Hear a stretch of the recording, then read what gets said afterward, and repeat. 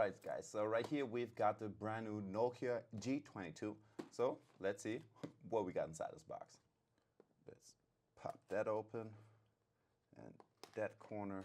Alright, so right here we've got the smartphone, pretty big.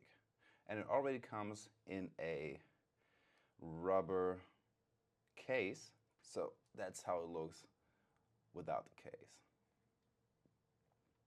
All right, so what else do we have inside?